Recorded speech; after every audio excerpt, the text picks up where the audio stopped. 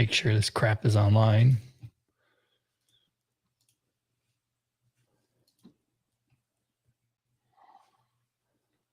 Oh, how in the world?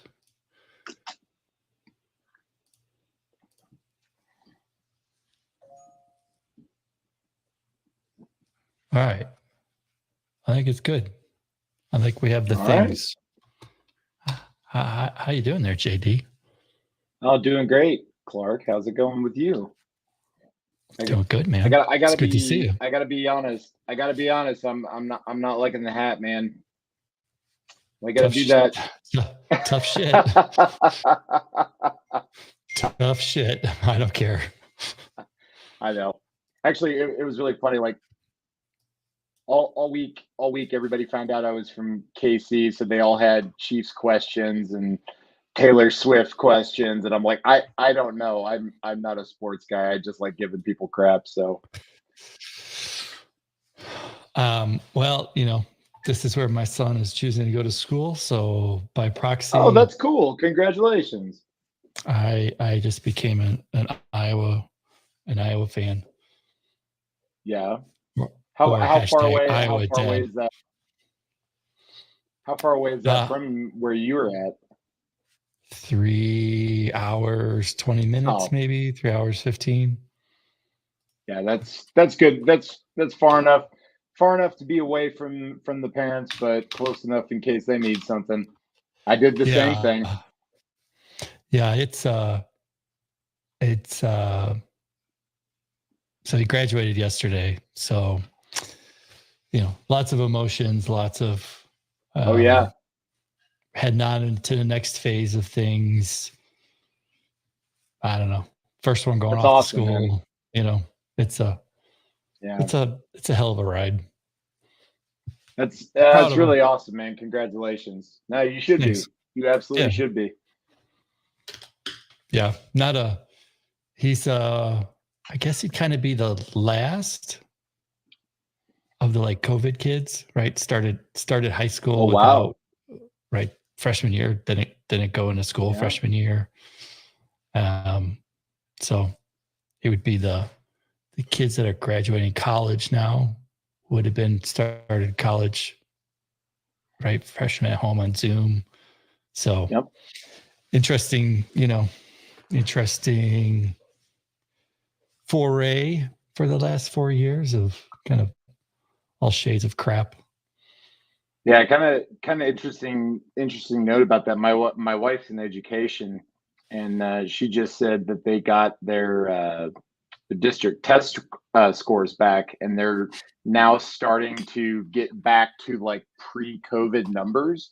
So I mean, it just kind of shows you the really impact on learning that happened during that time, and it's something a lot of people don't think about.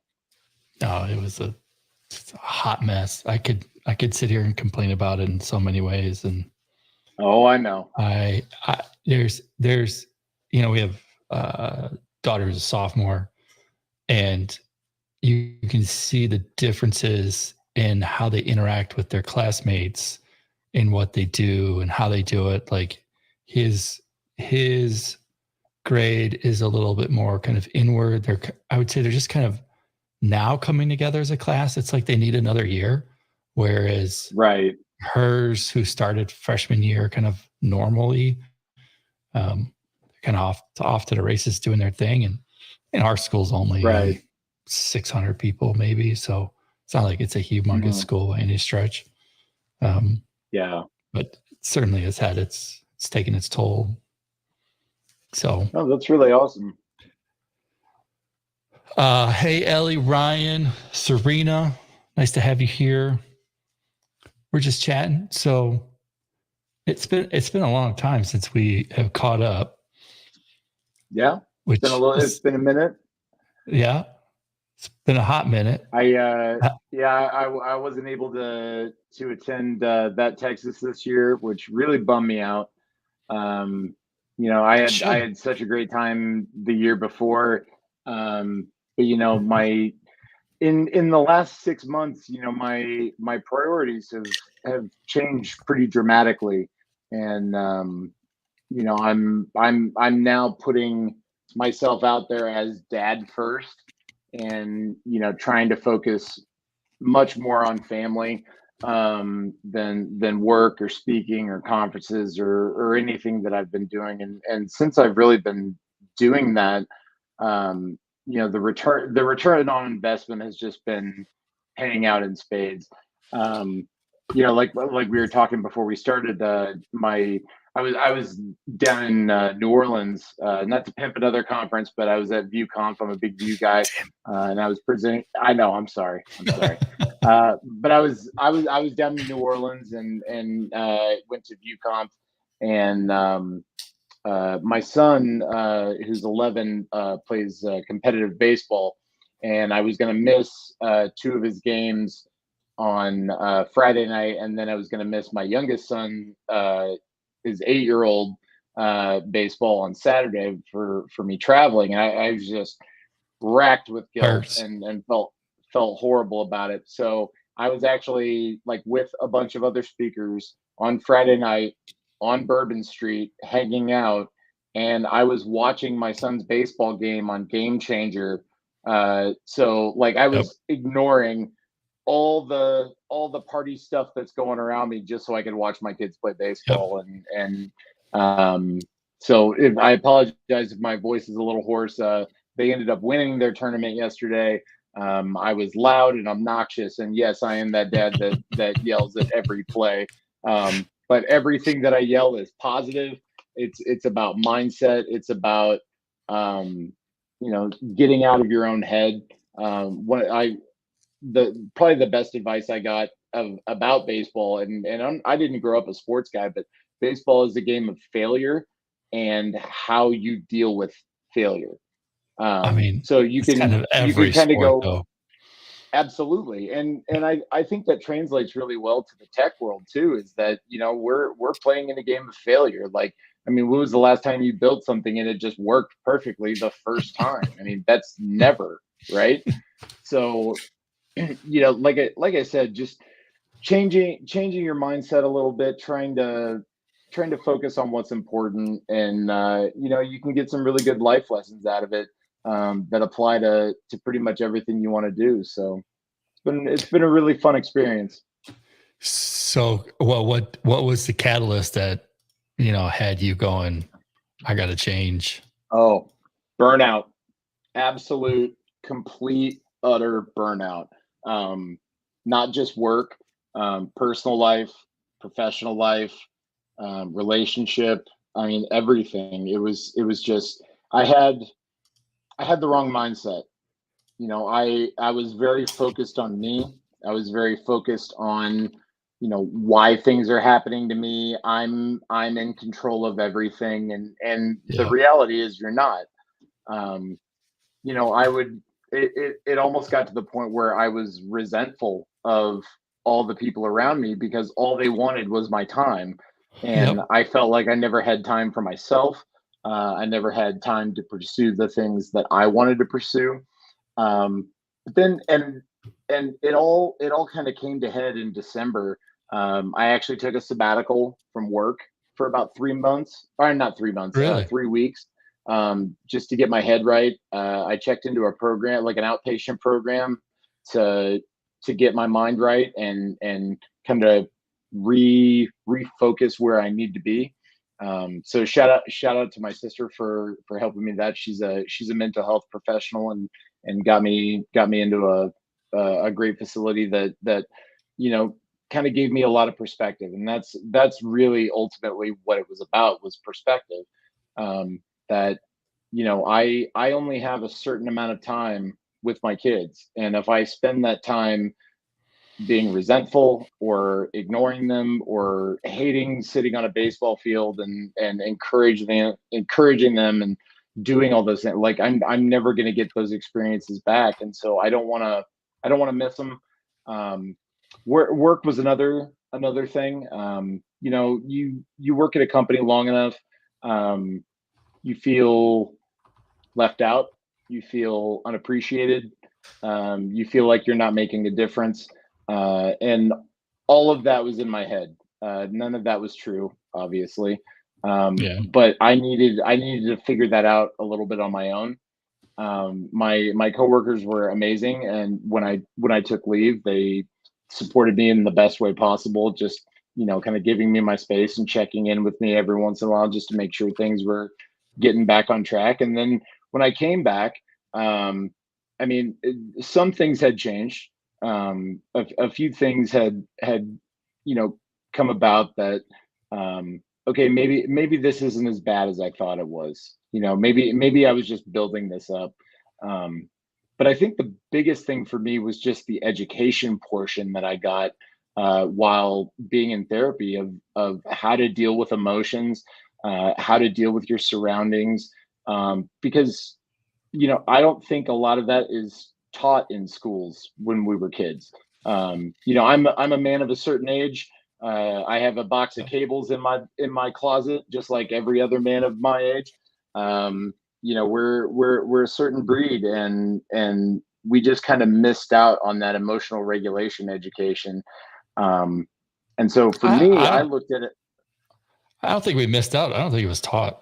I mean, especially to boys, men. That's not a You get a much different education of toughen up, put it back. Yep. Push it down, ignore it. There's no like have anything on the outside. There's everything of get the shit done and move forward. Right. And for me, this whole process, it everybody thinks that it's just going to be one life-changing event that makes the difference, and it's not that. It's an accumulation of things. It's a little hiccup here, another hiccup, and then like it just keeps building and building and building until eventually you can't ignore it anymore. And I feel like that's a lot with life. You work for a company, and you try your best to get something out the door, and you run into an issue, and then you run into another issue, and you run into another issue, and then you're weeks behind, and it feels like you're never going to get it out the door. So from this whole experience, I've learned that set your pace.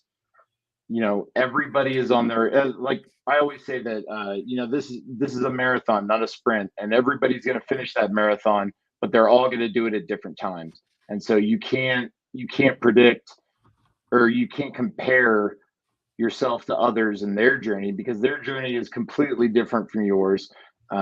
So just being okay with where you're at, I think, is a good thing that I've realized as well. I'm not YouTube famous. I'm not Twitter famous or anything. I don't have any aspirations to be that. But I do like participating in online communities, and if I get something out of it, then great. But I think I also think I've taken a kind of a step back from social media too. I've uninstalled certain apps that I don't find useful anymore, and just kind of taken stock in certain places where I want to put my time. You know what I mean? Yeah. Look at my home screen. Yeah. Like I just straight up got rid of. Yeah. I'm with you. I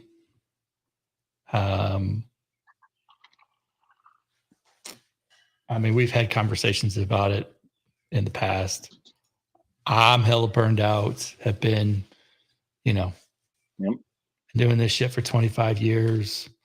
Not that, yeah. I mean, it's just a long time, right?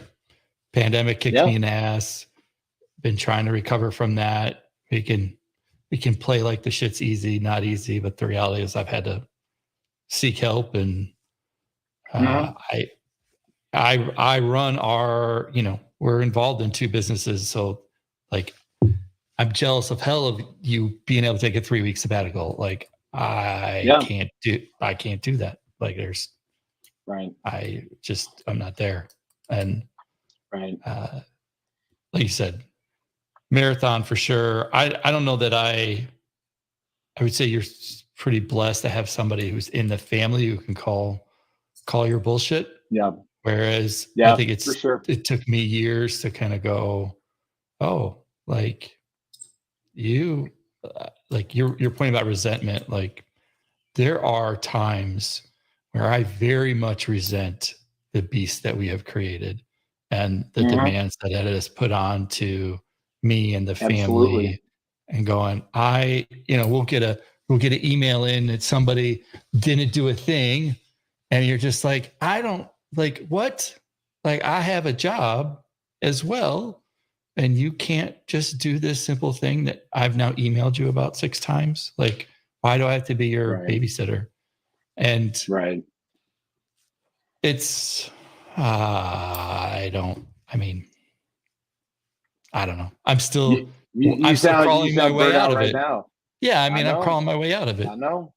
And it's easy to sit there and look at social media and go, okay, yeah, like these people got this shit figured out. And I'm going, man, I feel like I'm drowning. I don't know how I'm going to get out of this. That's the comparison thing. That's where you see other people doing things, but you see other people saying things. I think that's an important distinction. Yeah, that too, definitely. But you also don't see their struggles. You don't see what goes on in their head during the day. You don't. Right. That's what I mean. A lot of those people that do have 100,000 followers or some popular YouTube channel or something, like you don't see them bare their soul to their audience because it hurts too much. Yeah. It's the highlight reel. It's very much the highlight reel. And I'm, my son turns 12 this year and we're considering getting him a phone. And we're very adamant about no social media until he's at least 16, 17, even if we have to control it all the way down to when he gets out of the house, that's what we're going to do, because I think the initial intention of social media was good, and it's brought us together, which I think is really cool. But it's been skewed over the years, and now it's an advertising machine and an envy machine is what it is. It's all it is the highlight reels of, oh my, check out this cool thing I'm doing today, and then the next day, check out this other cool thing I'm doing today, and that's all they post. And they, your lives aren't like that.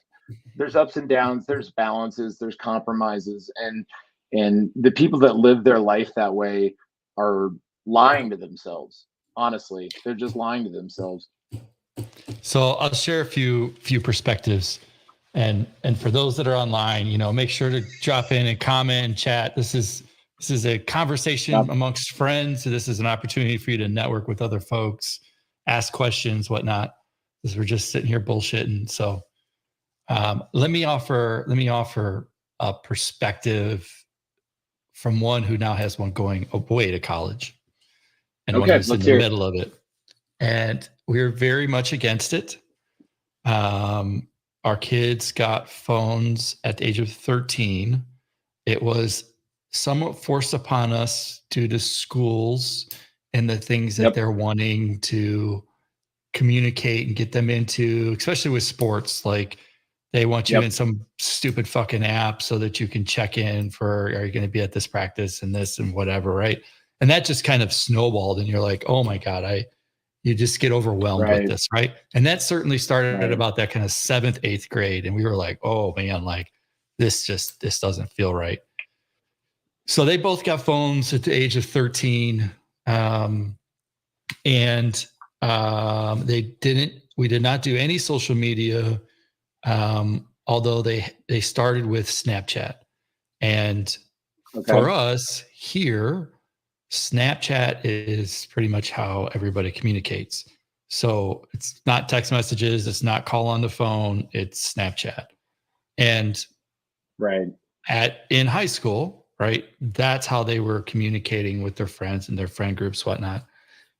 What we've also, over the years, we then used it as an opportunity, because we got hassled for the Instagram and the TikTok.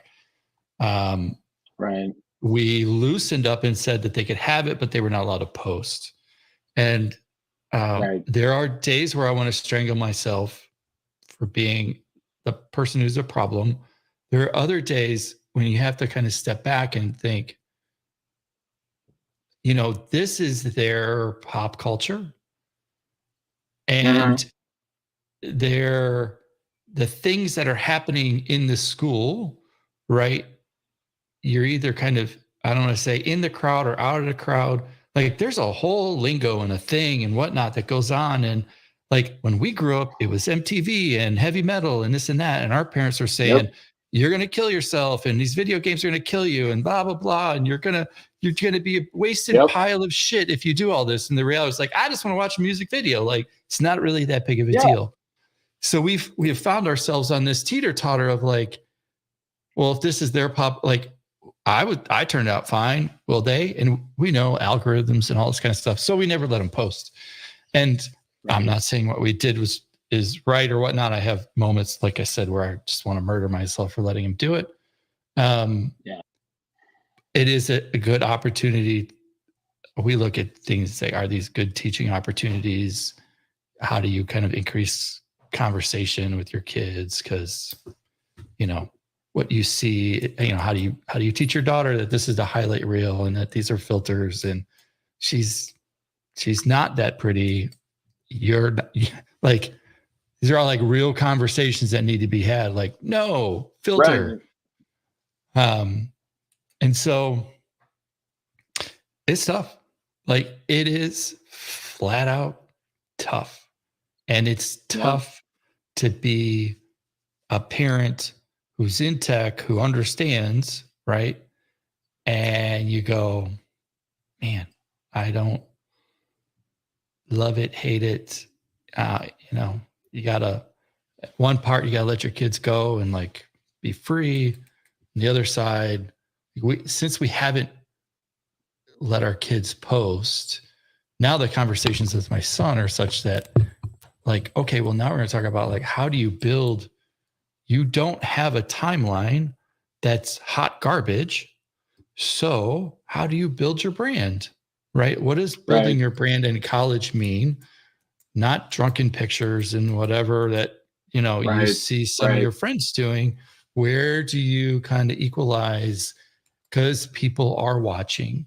And if you think they're not, for sure, you're a fool. So you got a leg up because you didn't like dirty the timeline.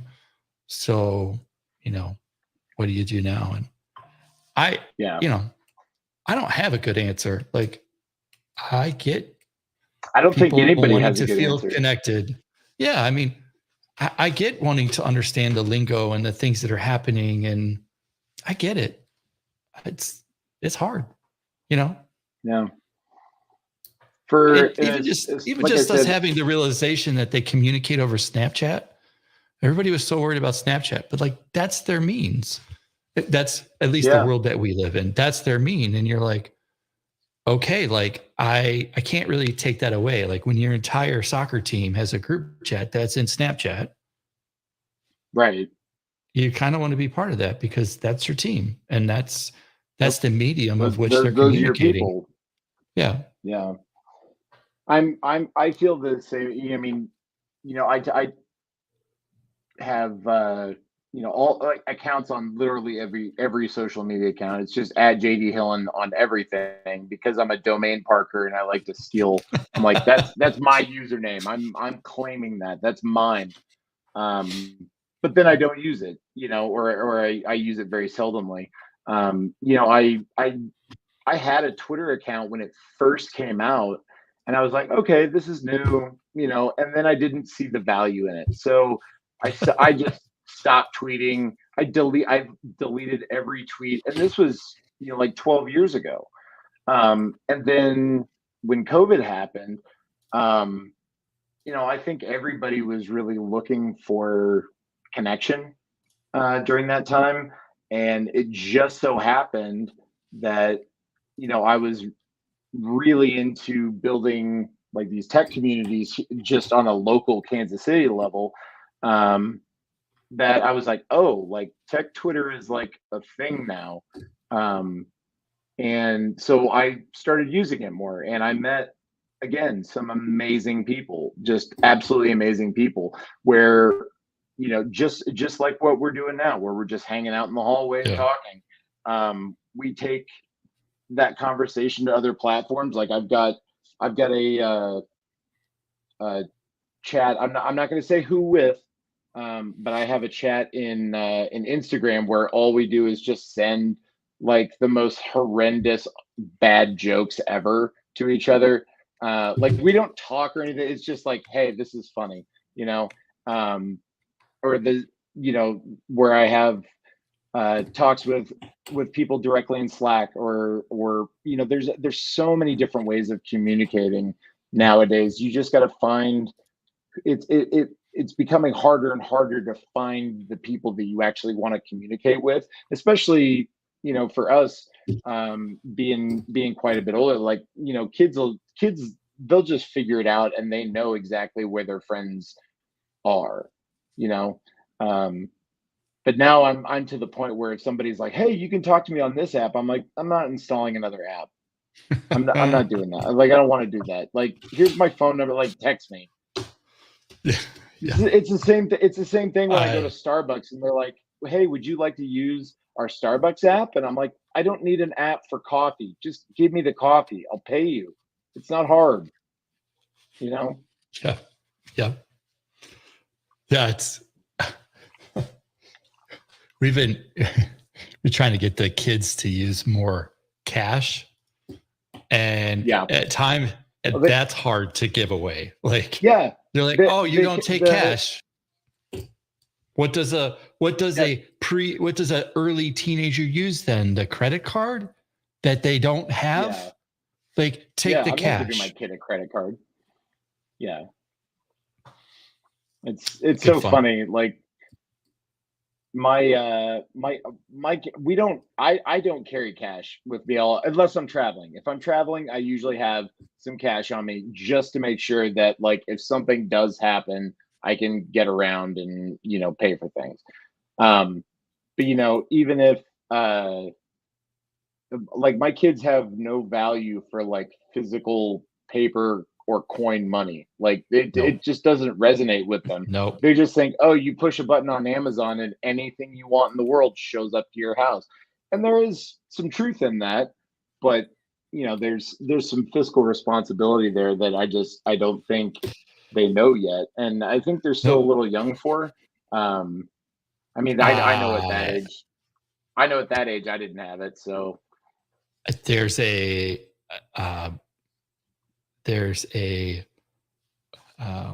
my daughter, because we paid for something in cash, my daughter's response was, are you guys poor? I was like, what? Oh, I mean, times are tough, but I mean, we're just paying in cash. Like, what's the big deal? But yeah, they ours have a much different relationship with payments than. Mm-hmm. Well, I think there's no like weight, like you said. There's no weight to like, what is it? What does it mean to have 10 versus 100? Like, it's just a different zero in a ledger that you kind of see in your wallet, your Apple Wallet or whatever you use, and that's it, right? Like, it's number goes up, number goes down. Yep. Yeah, I agree. Fiscal responsibility, especially from what I experience where I live. I live in a place called Johnson County, Kansas, which is always one of the top 10 like richest counties in the U.S. We have certain segments of this county that are very well off. Live in amazing houses, and I'm sure their jobs are doing whatever they do. But a lot of these people, you find out later, are living paycheck to paycheck, and one thing goes wrong, and their entire fortune comes crashing down around them. So, I'm lucky enough that I learned about money and financial responsibility when I was pretty young, when I was in Boy Scouts. And that kind of carried through. Now, I will say I have made some impulse purchases in the last month. But anything good? Yeah, I actually. Funny story. I went to go get a cup of coffee, and it's this little coffee shop that's in a strip mall. That's on the end of the strip mall is a pawn shop, and I hadn't been in this pawn shop in like, I don't know, 10, 12 years, something like that. So I get my cup of coffee and I'm walking back to my car and I'm like, hey, I got an hour to kill. Like, why not? Let's go see what the pawn shop. Let's go see what's in there, right? So I'm looking at all this stuff. Looking at the tools and they got guns and they got all their random stuff. No, coffee is not an impulse purchase. Coffee was very, very intentional. I needed it. But I rounded the corner and they had this wall of guitars, and on the very end was this 8-string Ibanez guitar, and it was one of those moments where it was like, oh, and like there was light behind it and everything. Like it was just it was so cool. Angels came down from the sky. Yeah, it was just one of those moments. And I went up to him, I'm like, oh, there's no way I can afford this. This is gonna be crazy expensive. It was $300. And I was like, I'm buying this guitar right now and it's coming home with me. So I bought it and I brought it home. And now this guitar is my new project. So I've taken it apart. I've gotten new pickups for it. I'm going to be adding a new battery box for those pickups because I'm going to active pickups instead of passive. And this is my new project, and I needed something outside of tech, outside of my computer. I needed something physical, something I can kind of pour my creativity in that wasn't an application or code or tweeting or writing a talk, or like I just needed something fun for me. And right now it's sitting in parts in my basement right now, waiting for me to pick it back up, and I will. But I also have some other things on my plate, and so that's also one of the other things that I've learned over the last couple months is that everything takes time, and your time is very valuable. But at the same time, you also have to sell your time to some other company, unless you're employed by yourself, for a means of living. So my time is valuable, but at the same time, I know that Rome wasn't built in a day. You know what? Like this project guitar is going to take me a while. It's going to take a couple weeks. I'm not going to be able to work on it every day, but when I do get the time, I will work on it. And I think with the internet and with apps and our technology landscape right now, everything is so instant, and that creates like this, I don't know, this disconnect between working for something and just getting it immediately. Now, I could have gone online and bought the exact guitar I wanted with the exact specs that I wanted, with the brand new pickups and the painted the right color and sanded and all this stuff. I could have done that, but it would have cost me, $4,000. Or I could take this $300 guitar. Yeah, exactly. Exactly. It's not yours. Or I could take this guitar and I could put some love into it and turn this $300 crap guitar into something that sounds amazing, and it's got a unique story to it. And I find that way more interesting than just buying something just to have it. I want something that has like some feel to it. When you checked yourself into your little sabbatical, what would you say? What was your like? I don't want to say aha moments, but like depart on me, the guy who's like can't do it. Like what was the learning that you took out of it? So my I'm hearing some of it, right? But I want you to kind of affirm it. My big thing was perspective. I thought in that burnout mode, when when the flames are all around you and you're like everything is shot to hell. Um, you feel like the whole world's out to get you and that you're never going to accomplish anything and all this stuff. And then you go to these group therapy meetings and you see people with real problems, Yeah. drug addiction, abuse, you know, mental instabilities, undiagnosed mental health issues. And then and I know this is kind of judgy, but you look at some of these other people and you're like, well, I'm not as bad as they are, you know? And at first you feel bad about that, but then you really think you're like, again, we're all on a different path here. Yeah. We're all on a different journey. And it just so happens that I'm fortunate enough to have my mental faculties with me. I have a family that does support me in everything that I do. I have a great career. I'm I'm not as bad off as I thought I was. And so because I learned that very, very early on in the process, I was able to take in all the information and really just sit with it for a while and be like, look, okay, things are not as bad as I thought it was. But while I'm here, let's learn as much as I possibly can. I had a notebook that I scribbled in all day. I'm sure the people that were in my therapy sessions thought I was crazy because I all I did was take notes. I wrote everything down. I would take pictures of stuff that we had diagrammed on whiteboards, and I really wanted to learn because I never want to go back there ever. I never want to go back. Um, Yeah.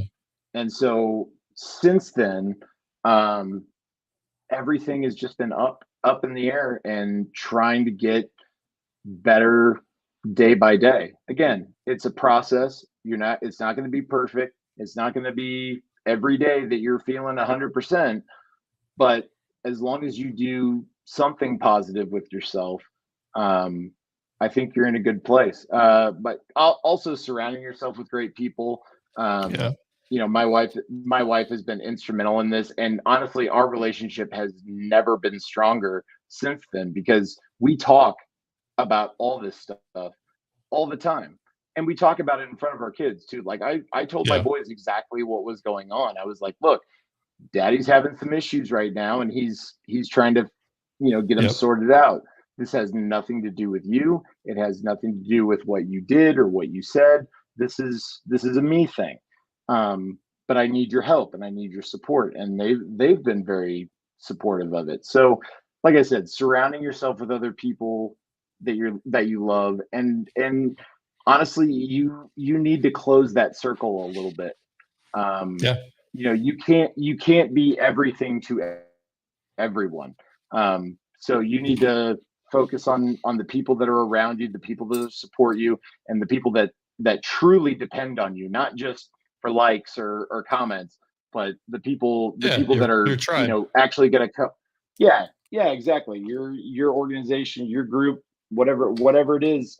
um bring them together and ask for support, and they will definitely give you support. um and I've been very vocal about this online too. I have no problem talking about this. I have no issues talking about my struggles, because everybody goes through them, and not a lot of people have the balls to talk about it. But the more you talk about it, the better off you're going to be, because all that does is remind yourself of, Yeah. okay, we're good, we're moving in the right direction, we're moving forward. And sometimes you need to hear that. It's the same thing with conference talks. I sit through conference talks sometimes and I'm like, I've heard this before. I do kind of know about this, but sometimes it takes somebody else talking about it to you to make you realize that, oh yeah, okay, this is important information. I do need to do something about this. So that's what I've been doing the last 6 months, and in the hallway tracks of the conferences that I have been doing, and with my personal life. One of the other big things was not feeling guilty for taking time for yourself. Um, I I would feel really bad uh, at certain times about doing things just for me. I'm a big concert guy. I'm a big music guy.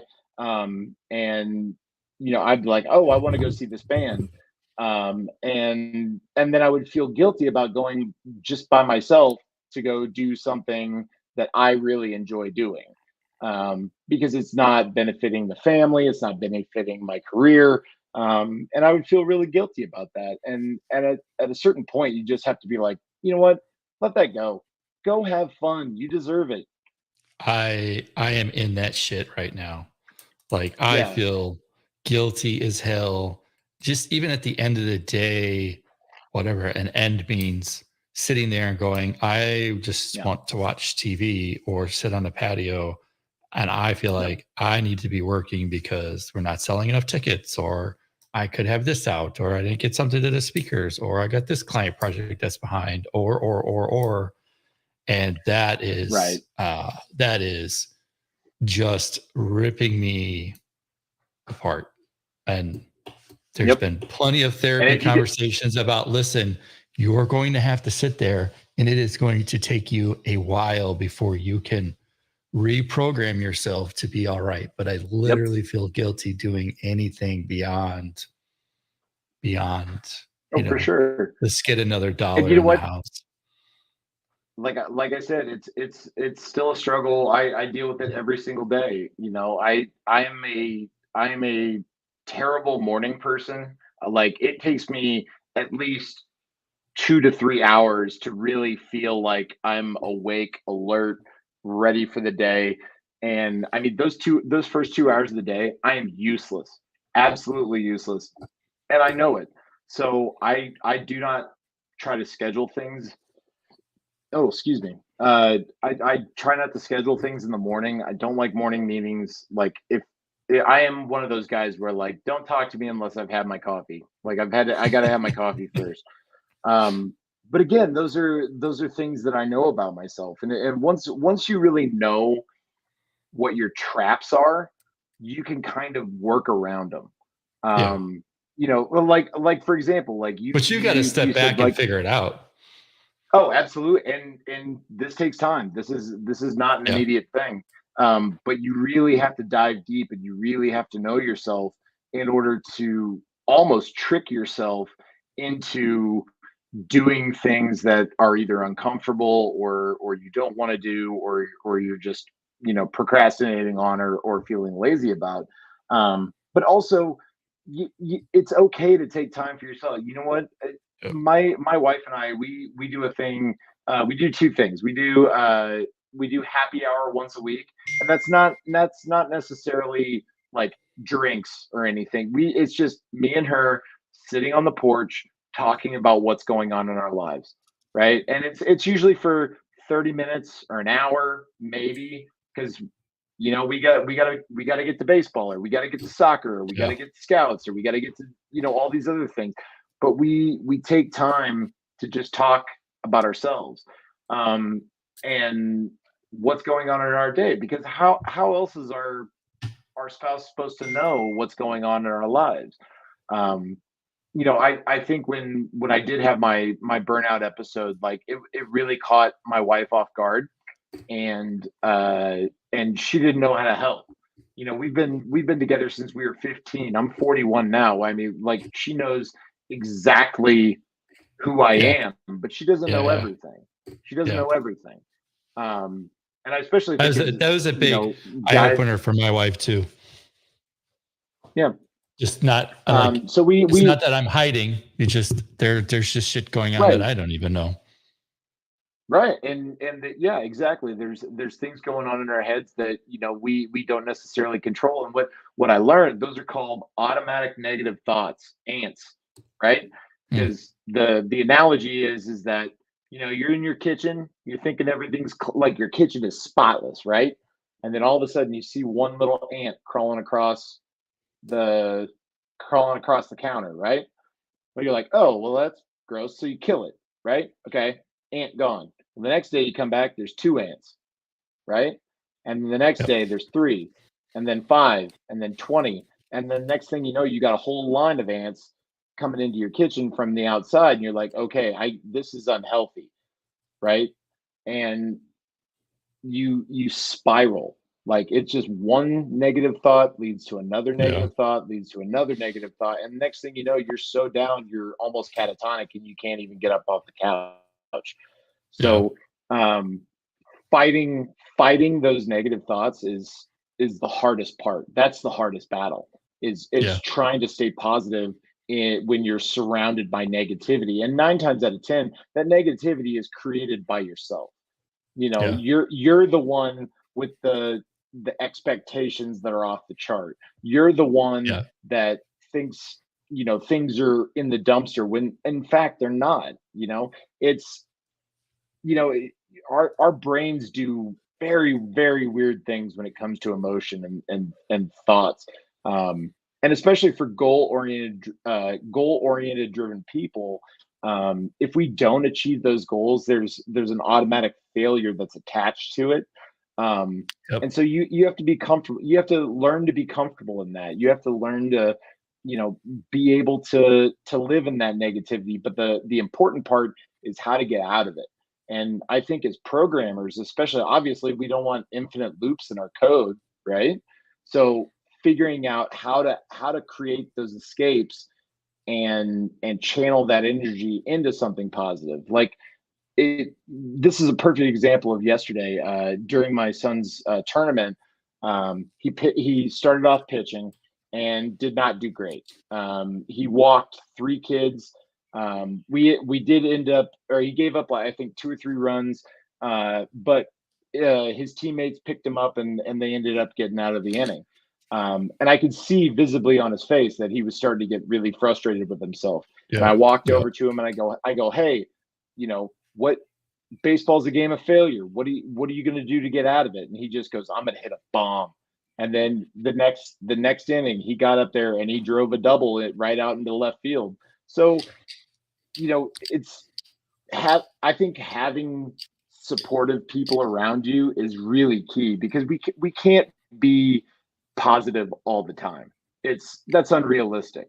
You need that support system to help you out. And I'm thankful every day that I'm lucky that I have those people in my life. So I wrote down a couple of things that I wanted to you spawned in my head. All right. My therapist told me to reframe our time together at soccer, because we're a big soccer family, Yeah. and try to use that as date night, meaning it's an opportunity to Right. sit there and catch up. Not that you're not watching a game, but there's an opportunity to kind of reframe that time a little bit to where, Yeah. one, we have to let our kids just let their experience, like, it's not my game, it's their game, right? Right. It's their outcome, it's their failure, it's their successes, whatnot. The same token, it's also, I mean, for us, I'm baseball too, right? There's 3 hours that you're, stuck up in this, whether it's in the car traveling and whatnot. And, Right. there's a good opportunity to maybe pull away from other folks that are there and go get some time to yourself while you're watching a game and enjoying the family, whatnot. So, No, it's a great idea.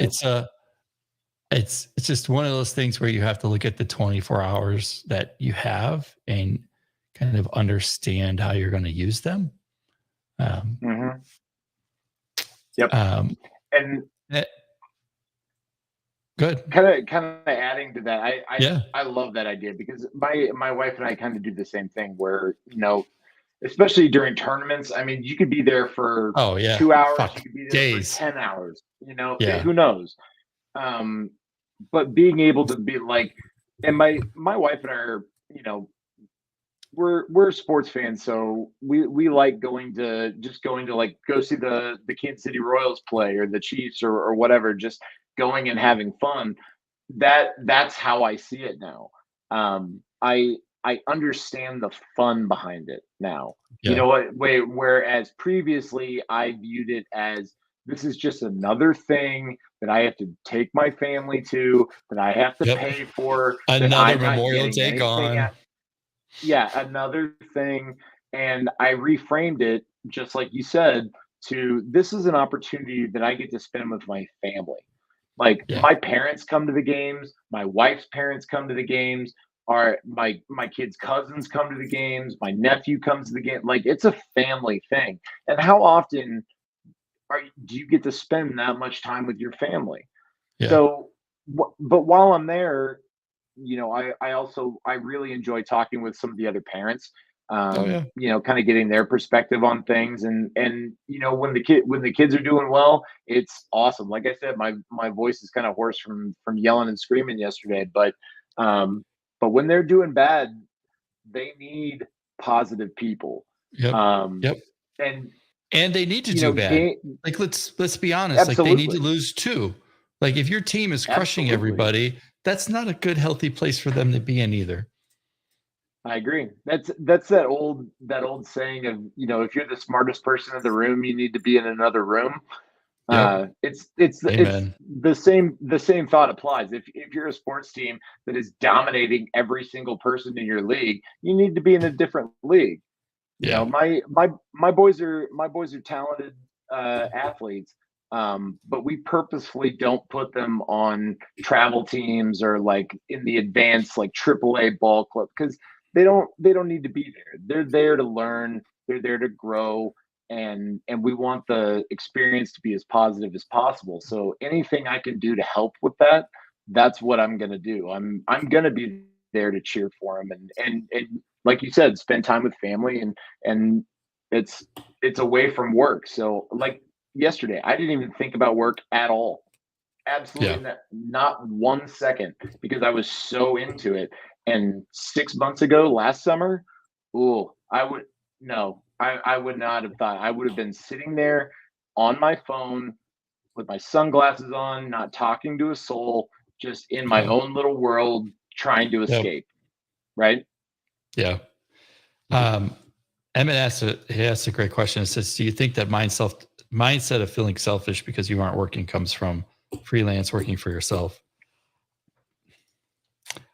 Good question. I mean, in part, it's a conversation that I've had quite a bit with my therapist. Yeah. It's a complicated one. It comes from one seeking acceptance. It comes from one working for themselves. It comes from, this isn't a dual income family. We both run the companies. So, if these things don't succeed, we don't get to feed people. It comes from and those are always real working in high stakes. pressure Those are real jobs. stakes. Yeah. Yeah. So when I would say it really started to kind of rear itself when my wife decided to become a domestic engineer, and we became a What one-income is family. that? Stay-at-home mom. Domestic engineer. I like that. I like that term, domestic engineer. I like that. Yeah.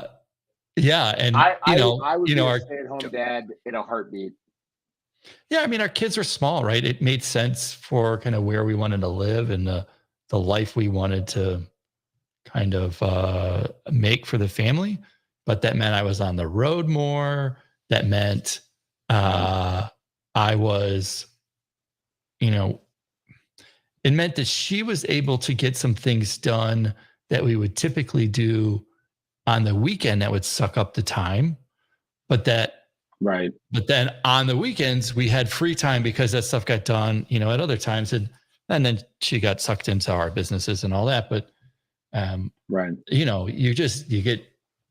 you reprogram yourself. And then when we went on our own, it was like, look, man, every hour that you work better be contributing to revenue, because if it's not, what the fuck are you doing with your time? Like you're pissing that away.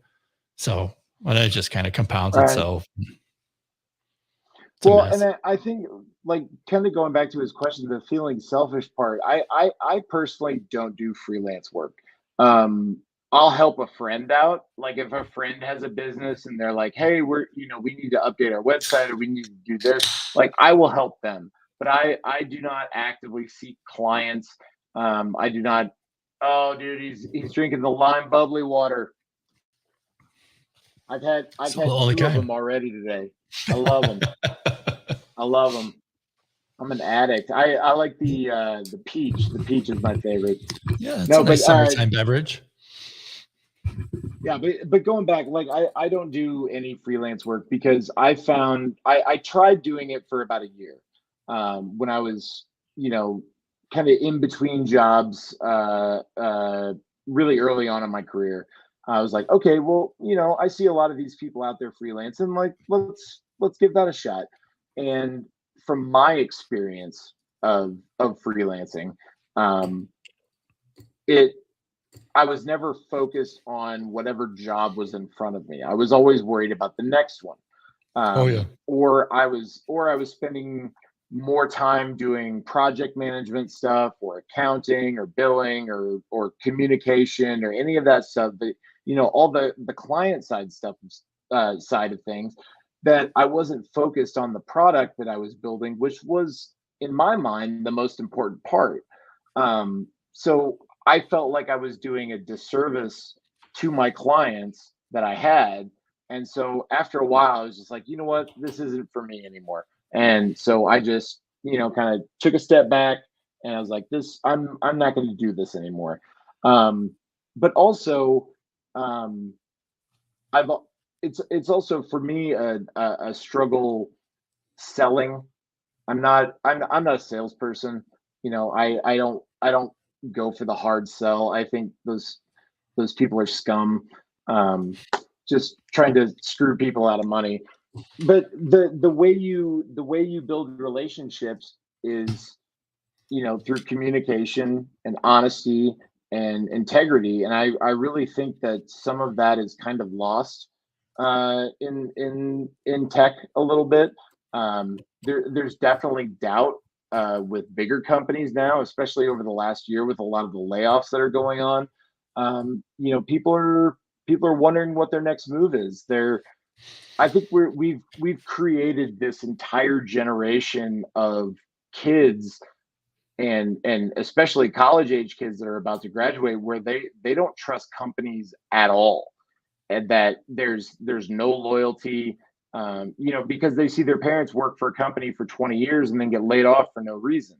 There's a reason why these people don't join these companies. And I think that, big corporations are going to have a real problem in the future with future generations of people, that they're going to find their own way in this world, and it's not necessarily going to be through them. So it's a I think it's a weird time that we're in. And I you shouldn't but originally, going back to that statement, you shouldn't feel guilty about taking time for yourself. It's Yeah, important. no, It's very I get important. it. It keeps I your get head it. straight. Just not good at it. Yeah, it takes time. And Yeah. you know what? Honestly, I'm not good at it all the time either. Yeah. Nobody is. Yeah. I think the whole idea of perfection is stupid. There is no perfection is a myth. It's Yeah. it's it's a target. It's a target, but you're never going to hit it. It's It's an funny. impossible target. I was taking notes on one of my last sessions earlier today, and one of the things that I wrote down was uh where did it go?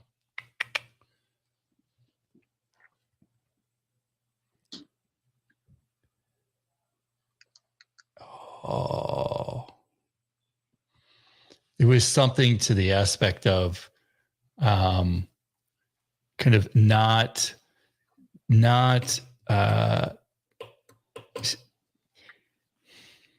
there's a book called The Gap and the Gain, which is fantastic. Okay. And the gap being you're kind of always looking to that perfection, and you move the goalposts, and it's always about what you, I don't want to say didn't get, whereas the gain is like where you've come from. So I'll use a concrete Right. example. My weight loss journey has been it's been just a struggle in the past, year and a half. And so I signed up with a Sure. weight loss clinic, and I've lost about 25 pounds with the weight loss clinic. But That's amazing. yeah, it is. But I know where I need to be, right? So it's like, great. All I Right. need to get back to where I was. What I didn't realize when I zoomed out a little bit, what I didn't realize is what I've really lost is about 35 or so pounds, because before then I had lost a little bit kind of over time. And I just was stuck in this. And quite honestly, the past 4 years, I've been in this gap mindset of like, we haven't had enough tickets. We haven't gone back to where we were in 2019. I've gained weight and I'm not to where I need to be, right? Just kind of like perpetual, like, you're not what you used to be. Yep. Yeah, those ants creeping in. You know, she's very much been coaching on like we're not striving for perfection. We're striving to be better than we were yesterday. Did we move the ball forward a little bit more? Are we moving consistently in the direction that we want to be moving? And are we intentional about this? And how do you refactor to get to where you really need to be? And it's a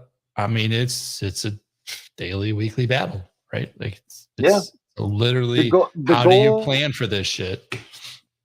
The goal is always forward, but sometimes it's 2 steps forward, 1 step back. Sometimes it's 1 step forward, 2 steps back, and it varies. You know, it changes every single day. But you know, I keep talking about this book called Atomic Habits. I don't know if you've read it. Oh, yeah. It's an amazing James book. Clear. James Clear, awesome book. I am not what you call a reader, but I have read this book like 6 or 7 times, and that's one of the big points is that, you know, as long as you're doing 1% better than what you were yesterday, which is almost nothing, you know, you're doing it right. And again, you're just on a different journey. That's all. Yeah. That's so cool that you've been losing the weight and doing the work. That's so awesome. I'm really happy for you. I appreciate it. It's been a struggle. It's been a struggle mentally more than I mean, there's a whole bunch of physical sides and whatever, blah blah blah. But just the mental, like, you know, not being happy with one's body, not ever since I got in a snowboard accident, things were just things have just been hard. Like that surgery or whatever the shit they had me on, oxy and all this other crap. Like it did. I'm not blaming it, but it did rework the chemistry of one said body. It did, you know, it left me in a place where I wasn't able to use an arm. I was, you know, held to sit in a couch and not move, and just a mess. And you know, you don't really necessarily see it at the time. Looking back, you can look back and go, shit, man. I mean, now we look back and we go, what did our kids think? Like what, I don't want to say what damage did we do to them, but I don't think, you know, we were so in the moment. What was the conversations we should have had about like the state of where we were as a family? Like what, I don't know. You almost want to be a fly on your own wall and go, what the hell did you do, boy? Like, how many times are you going to watch Schitt's Creek? Yeah. You know, I really identify with that, you know, as a person that has struggled with his body and his weight at the same thing, you know, it's you get to that breaking point where you're like, all right, something has to be done. And you stick with it for maybe a week, and then you just fall right back into your old habits again. At least that's my experience, and that's the problem that I struggle with is consistency. Trying to do the little things that'll benefit you. Now, I have been really good. I've been eating really well and kind of doing the same thing that you did, like cut out so much caffeine, cut out a lot of the sugar. And I have actually lost like 15 pounds just not doing anything. You know, I'm not going on these big long runs or lifting ridiculous weights or anything, but food. It really is. And the food that most of the food that we eat is trash. It's shit. And it's all shit. Which leads me to that conference, because you guys always have great food. So good for you guys. We try. That's for sure. Back to the food. Like, you're right. It's all shit. Everything, eat around the aisles. It's been kind of a mantra. Yeah. I don't eat on the inside. But I've started really diligently tracking my macros and really watching, like, am I getting enough protein? Am I, where do I sit down at a gram? And while that is a laborious task, it is a piece of accountability. It likes stepping on the scale every day. One camp will say, oh, you should never do that because blah, blah, blah. The other camp is like, listen, you just got to take accountability for yourself, right? And it's just an action that says, are you doing it? Like, are you putting in the reps? So I used to work at this really small digital agency, and this was back in the Flash heyday, and our bread and butter were Flash banner ads, right? That was one of the things that we would do. Like, we would contract with a bunch of like all the big ad agencies in town, and we would just knock them out. Because not only could we build them extremely fast because we had really talented people, but they were a good profit for us because we didn't take on any of the risk of them actually being successful. We just built them, right? And we called them push-ups, right? You come in, you find out your task. Oh, got to do your push-ups today. And you just sat down and did them. You put your feelings aside. And yeah, I loved making banner ads. They were awesome. Same thing with email templates. I love making email templates. But when you're starting out in your career, that's what you have to do. Sometimes you have to shut your mouth and do the work, and that's exactly the way it is. With weight loss or really with anything that you're trying to gain in this world. Like, yeah, you just got to shut your mouth and do the work. Yeah. Yeah. Do you journal? I don't. You try to practice any type of gratitude? So the gratitude that I do, so I do write, but I write jokes. I'm not a stand-up comedian, but I find like the art of comedy just fascinating to me. Yeah. And every once in a while, I'll just get like this thought, and I'm just like, okay, and I'll go write it down. Like, I use Evernote for literally everything. And I have, a decade and a half of ideas in there of just funny things that I find amusing. So I do write that stuff.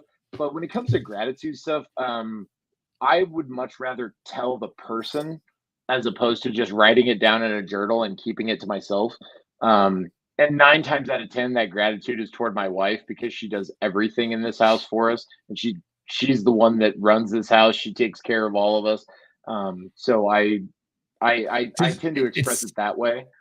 It's interesting that you made it about a person and not necessarily about just things that have happened around you. Honestly, I tend to deal more with people.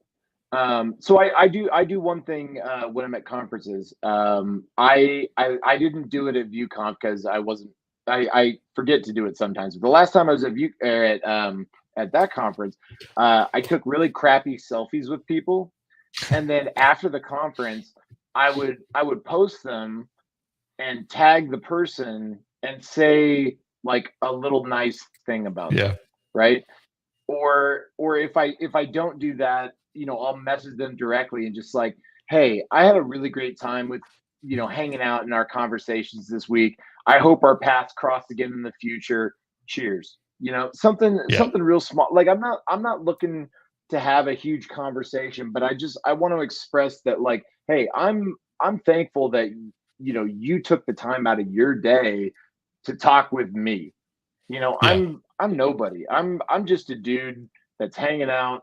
That, I've got to talk at 4:30, and I'm going to talk about internationalization of Vue applications.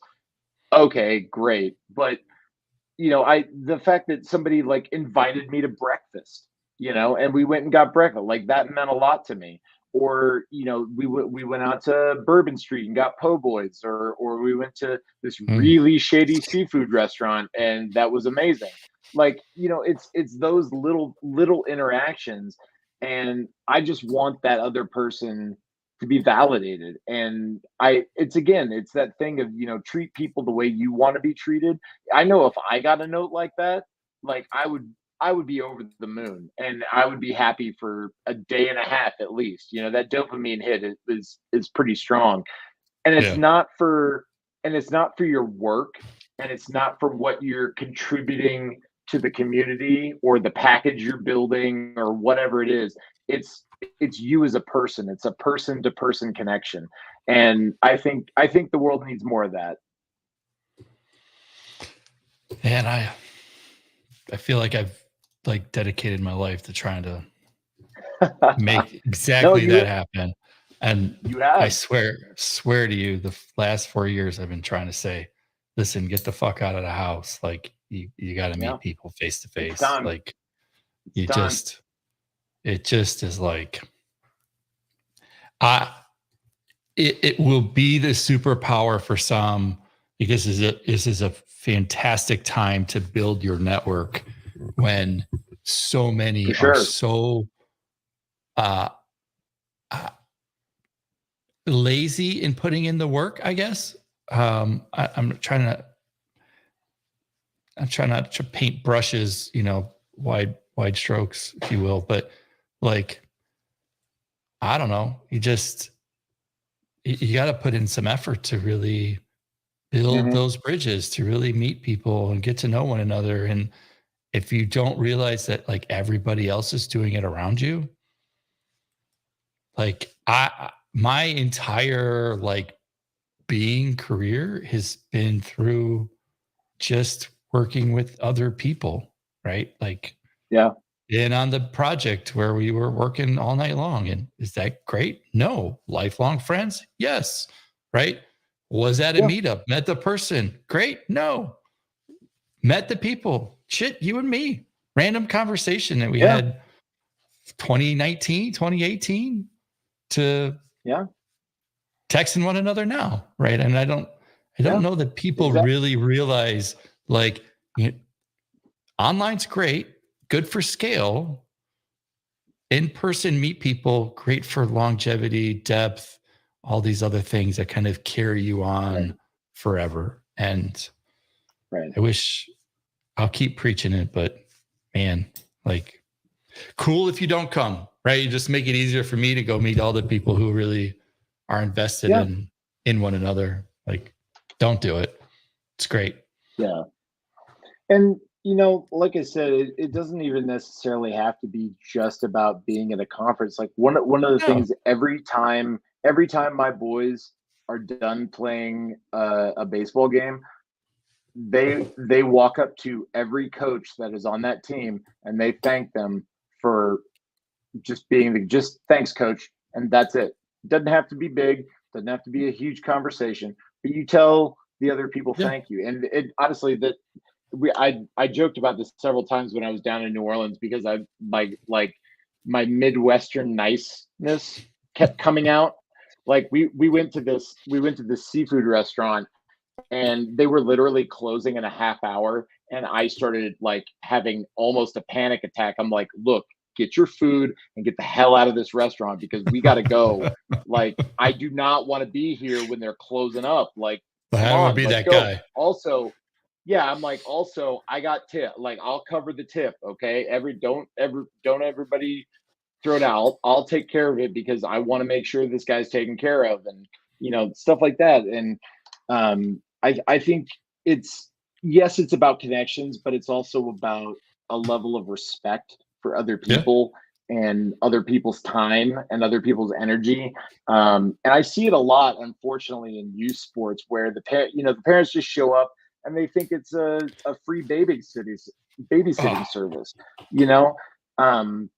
and that's not the way I like. These parents are giving up their time and energy to teach these kids something, and these kids better be paying attention, because they They will learn.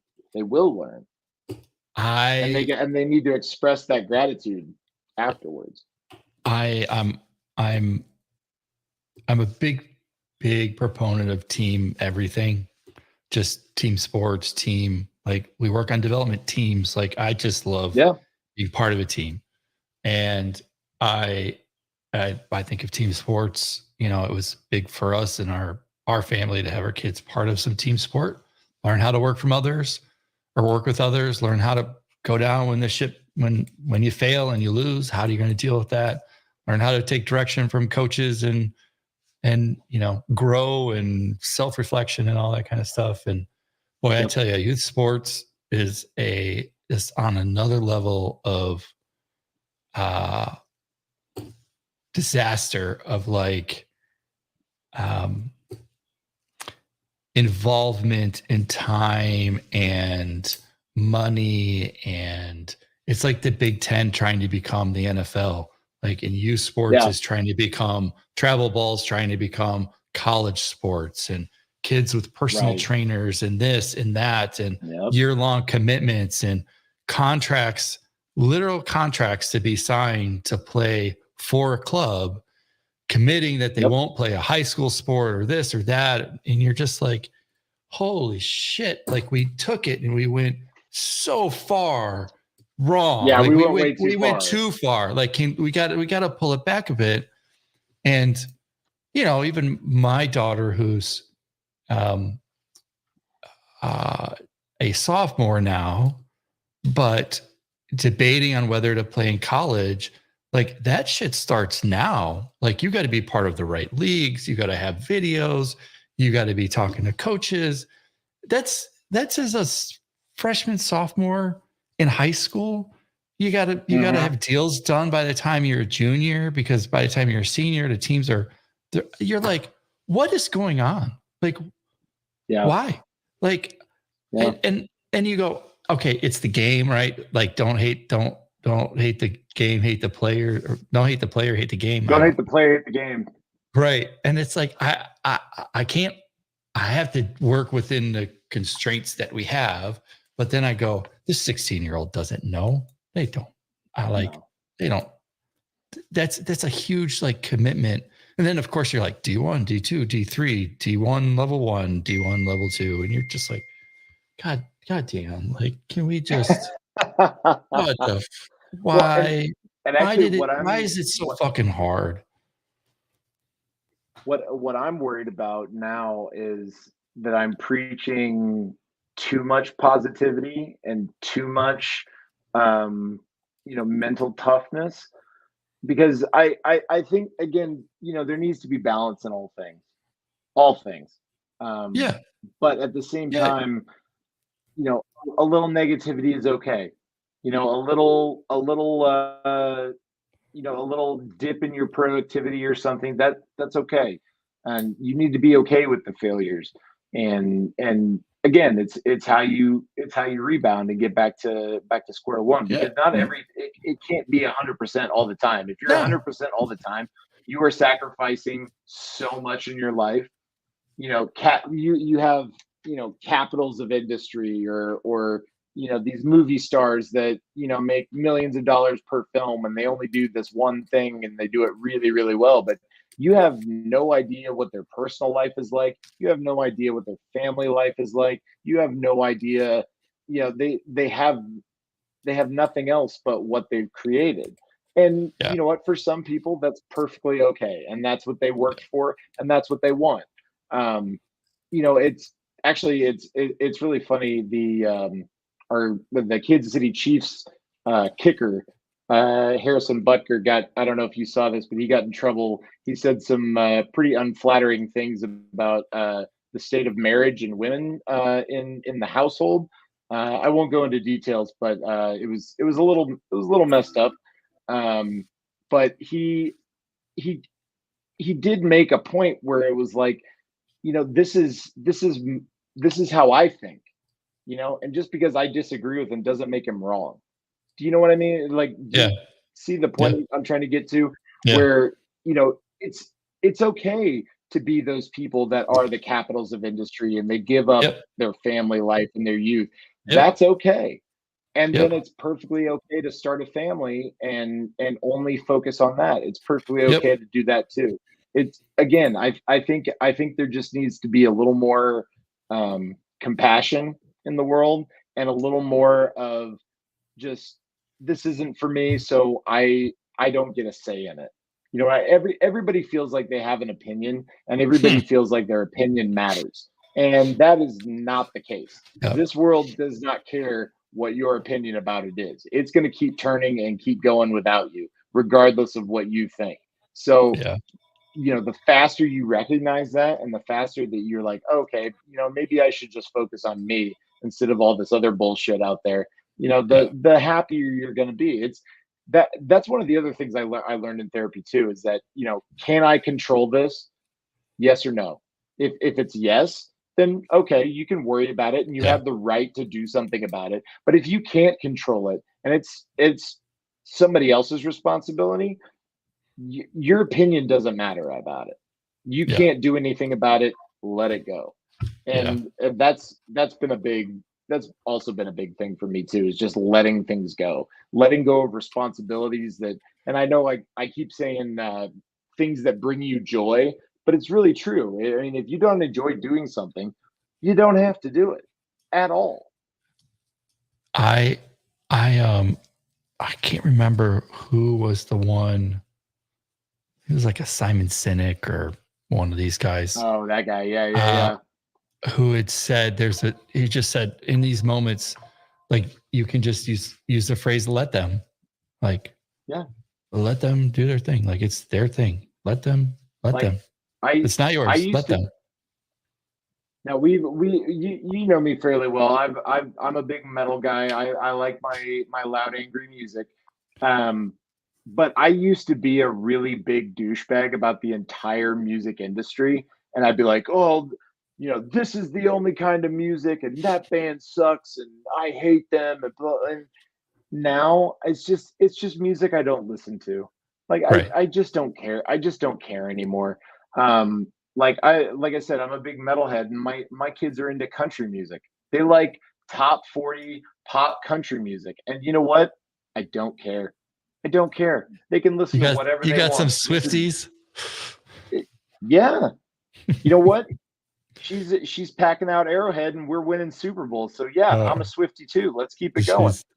She is a beast. I mean, that woman. I have the utmost respect for anybody that will get up on stage, play for 3.5 hours in front of 100,000 people, and actually play and sing their own music. Oh, totally. That is a phenomenal feat. And if anybody, like, people don't understand what kind of endurance that actually takes, and what kind of discipline that takes. The vocal rest, the diet, the weight training, the exercise, all that stuff. Like, yeah, you're a performer, and yeah, you wrote those songs, but you have to be in a certain physical shape and a certain mental shape in order to be able to actually be on stage and perform all those things night after night after night. It takes discipline. Yep. Yeah. And people don't see that. She is she's an absolute machine. And like I said, there's just music I don't listen to. I don't hate on it. I don't, you know, there's a couple bands I will talk shit about, but it's like there's this comedian, oh gosh, what's his name? Something Torres. Anyway, he's talking about Guy Fieri and why everybody talks shit on Guy Fieri. It's like, what did this guy do to anyone? Like, and then he starts listing off like all the charities that he supports. Oh, yeah. And that he officiated a gay wedding and all that, like, and he, you know, goes around and basically gives free advertising to local mom and pop restaurants and all this. And he's like, but just because he has got blonde hair and he's got flames on his shirt, they treat this guy like he's from Nickelback. And also, what did Nickelback ever do to anybody? You know what I mean? So that just it makes sense. Like, you just stop hating on people for no reason.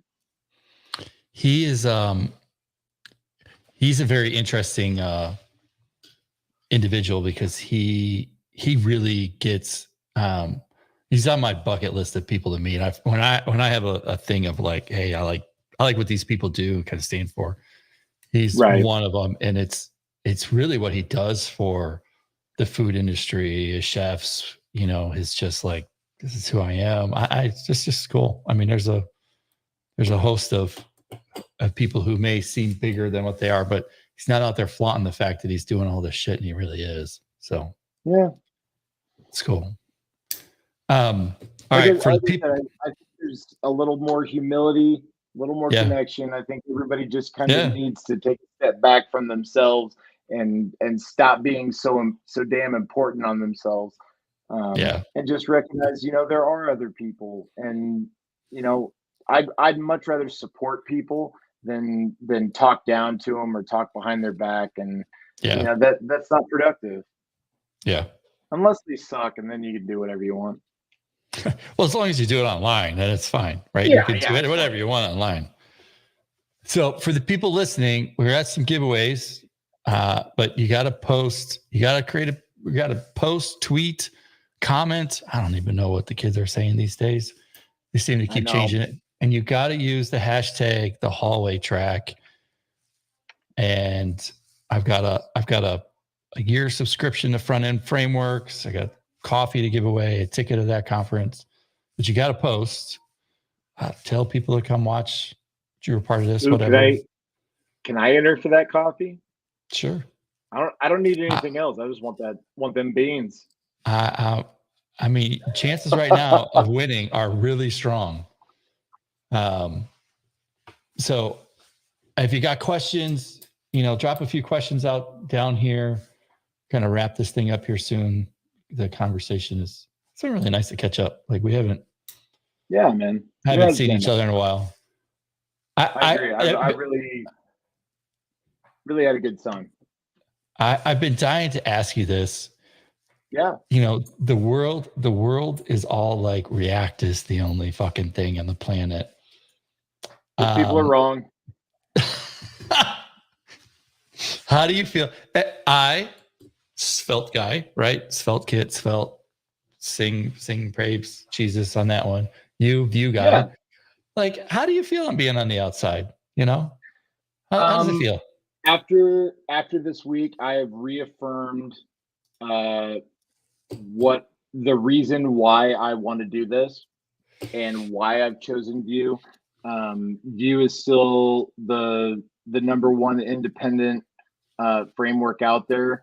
The community is amazing, and they're not just focusing on Vue anymore. They're not just focusing on Nuxt anymore. They're focusing on the web, period.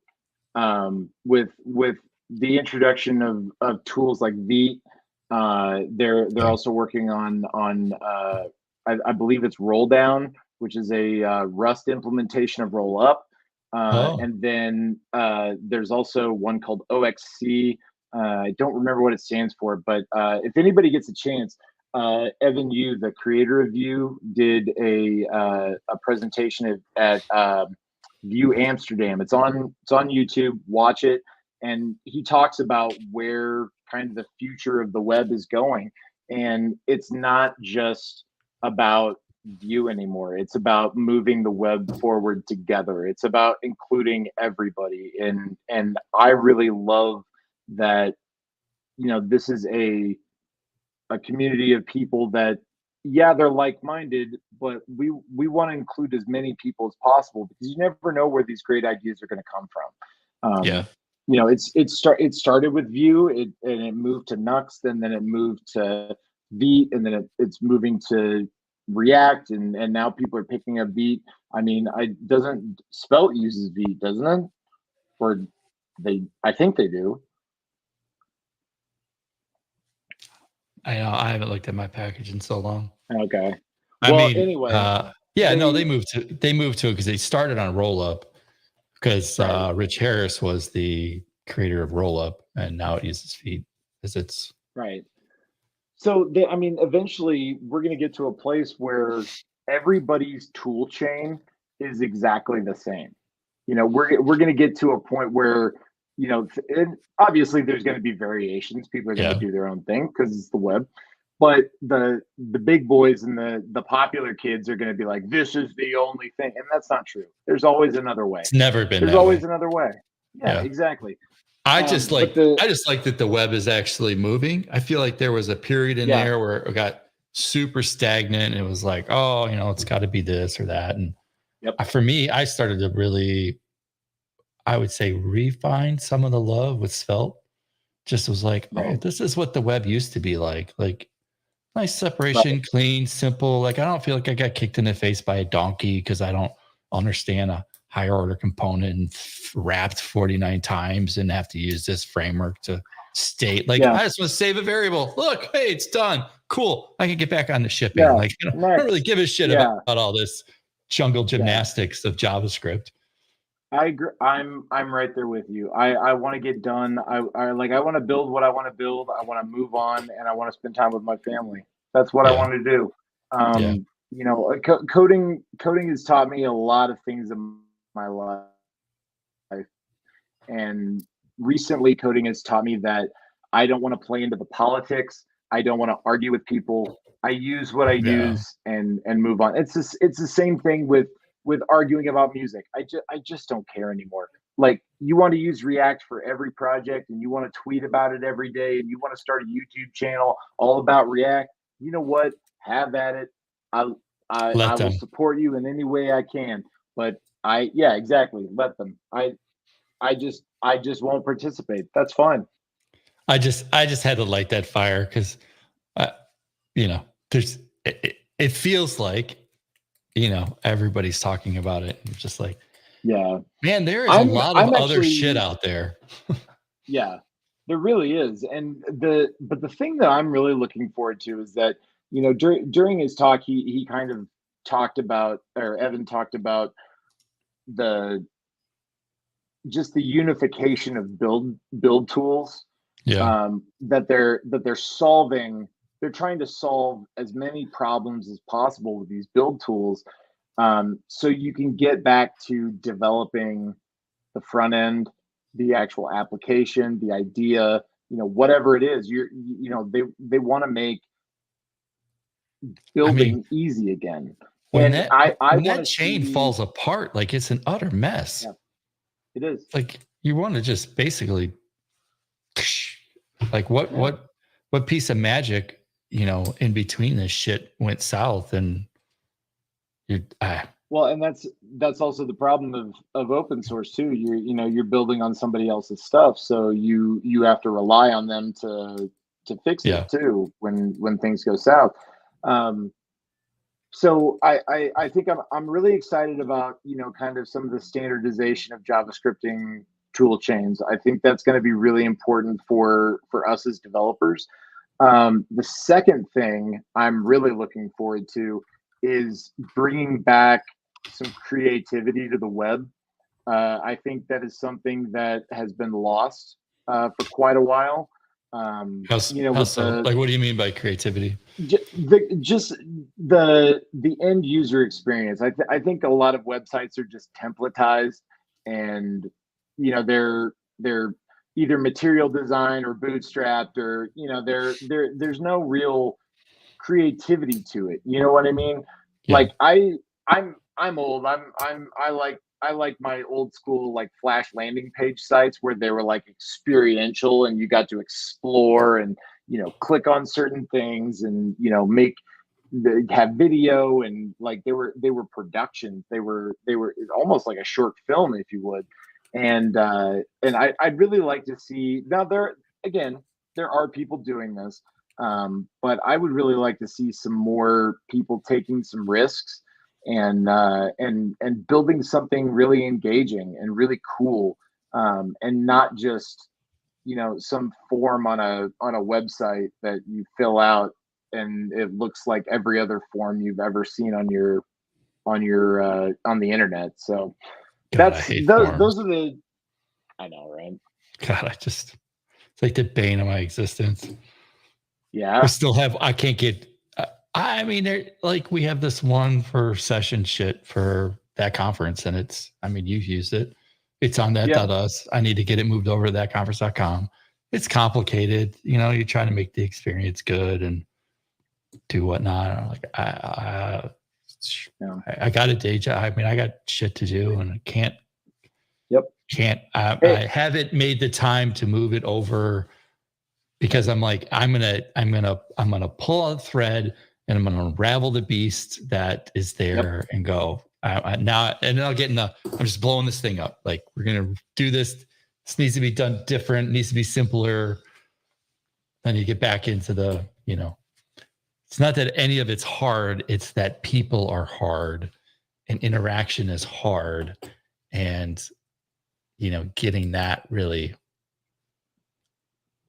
right is difficult. I totally see what you're saying. And everything, I feel like everything with that conference, I over index on like trying to make the experience as good as we can and trying to make, we're a small team, right? So if like the array, the minute I add another one in the array, like I've got another set of problems that could be a compounding set of problems. So, how do you make it easy to communicate? How do you answer questions effectively, as most efficiently as you can, the most consistently as you can? And I mean, we're not great at it by any stretch, but I also can't respond to 100 speakers. I mean, I can't respond to 100 speakers. Right. All in that kind of way. Like, there has to be some bit of, I don't want to say automation, but easiness. Yeah. I just can't sit at my computer all day and hit reply to email. So you don't want to create more work. You want to enable people to do the job that they need to do. No, which is what the web is supposed to do, right? Like, the web was supposed to help us scale. Right. So use it for what it's for. All right. You got to use the hashtag, the hallway track, to enter. I'm going to give away the first thing. Let's see if I can pull this up and do it right. We have a whole three people in this. Like, this is beautiful. There's 150 people on watching right now, and 3 people have decided to do this. So the first Come on, people, get those hashtags in. Would you want to win like free stuff? Why wouldn't you want to watch or win free stuff? I don't understand. So let's see. He's only going to sell your information to the Russians once. It's fine. I don't have to sell what's already been taken. Yeah, I know, right? I know. It's actually, have you ever read the terms and conditions of TikTok? Oh, no. Why bother? If you actually read it, you would uninstall that app immediately. They have access to literally everything on your phone. It's atrocious. Yeah, I don't have it on my phone. If I win this is wrong. You won. I won my own. Congratulations. I feel validated. I've yet to win anything ever in life. I will give you JD some coffee. Oh, I appreciate that. So you know what? Just shoot me your address. I'll pick it up. I'll pick it up in July. No, just shoot me your address and I'll send it. Right. I gotta send to you one too. We got still only got 3. So can I go back? Oops. Oh, hell. I think I messed it up now. Oh, this is actually part of StreamYard? Oh, that's cool. Yeah, we got some more. Let's see. Let's do it again.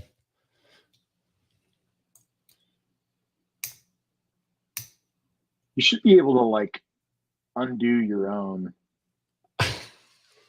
Yeah. Well, I think it's because I started over.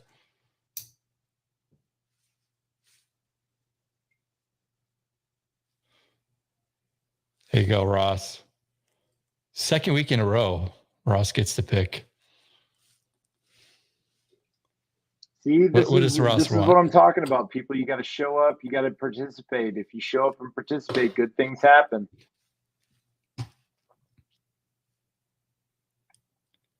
Everything is coming up Millhouse.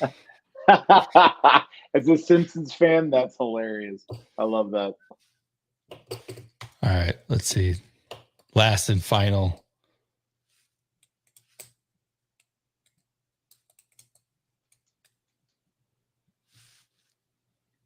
Come on. I don't. This is rigged. I mean, I checked the box. I wish there was a way that you could actually add like accounts that you just don't get anything from. You know what I mean? I look, this is a shit show. I mean, I'm going to admit it. Like, we're just here chatting and I'm trying to give some stuff away and let people enjoy it. We'll try it one more time.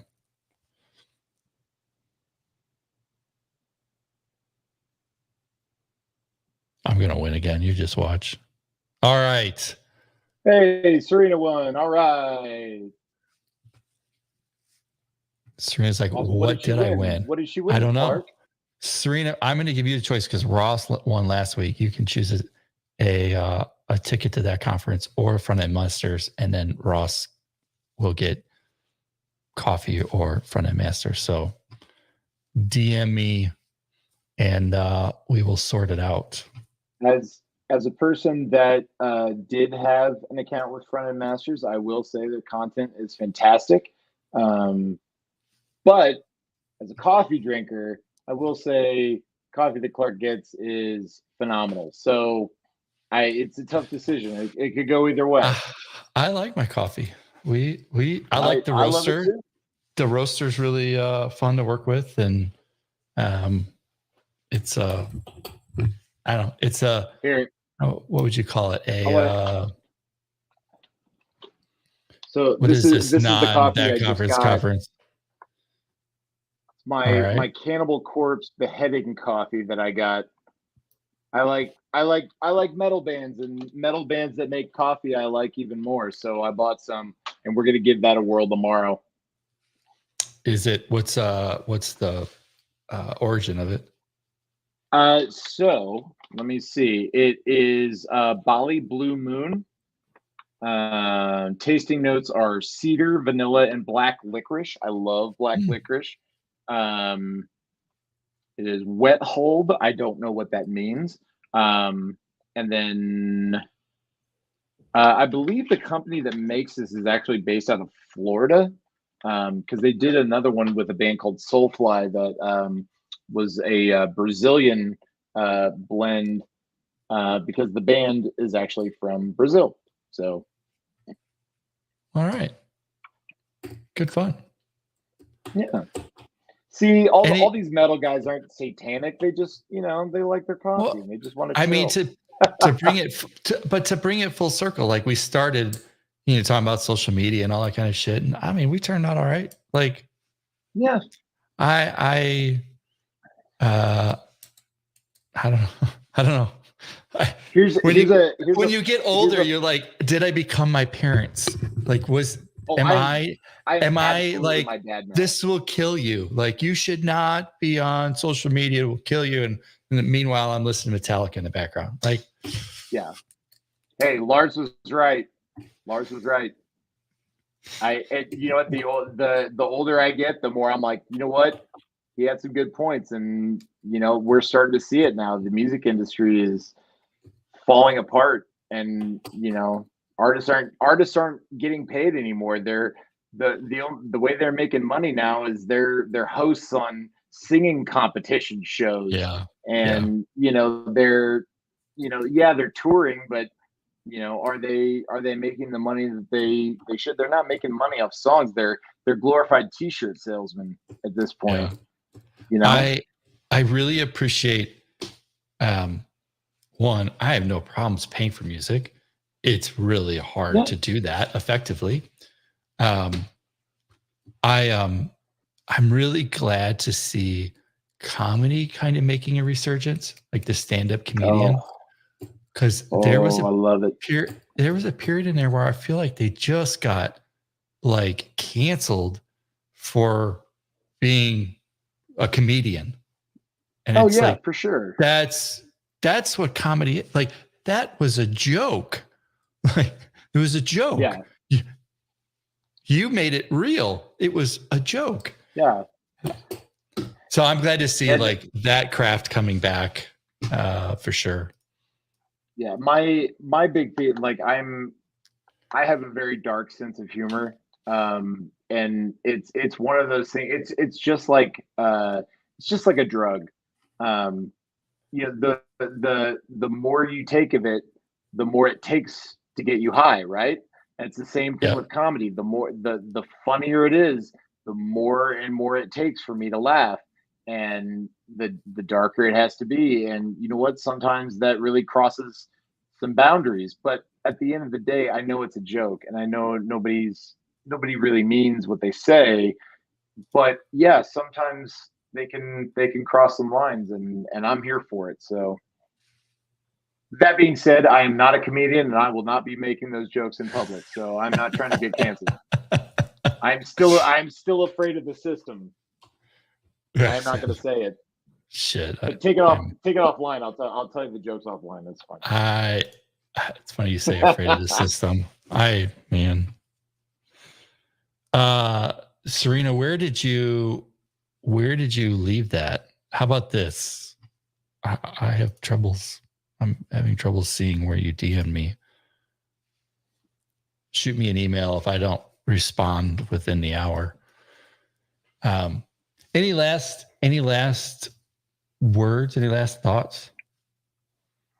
Final words, I guess. Be kind to yourself.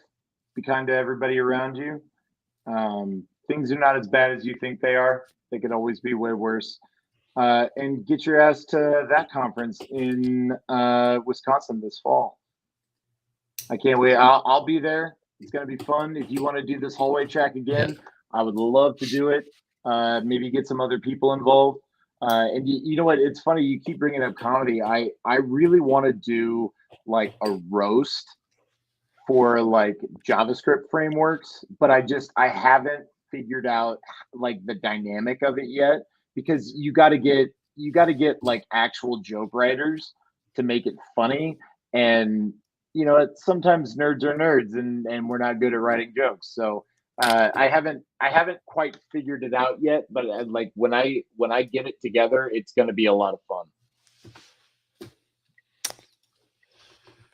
I'm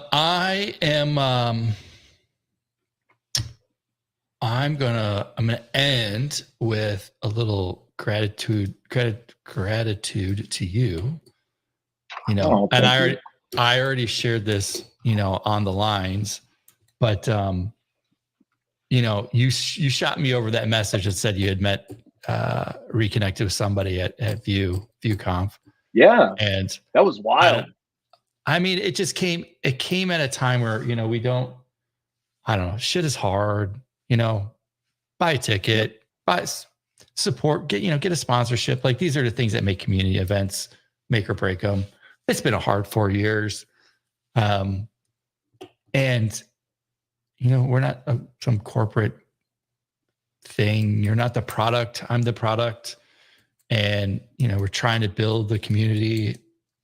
I shouldn't say build. We're trying to contribute to the community, right? We're trying to create network connections and all that kind of stuff. And when you shot me that message, you know, I think we just Carrie and I just got done talking about budget or some shit. So I was like, man, what are we doing? Like, is this going to work? Right. I don't know.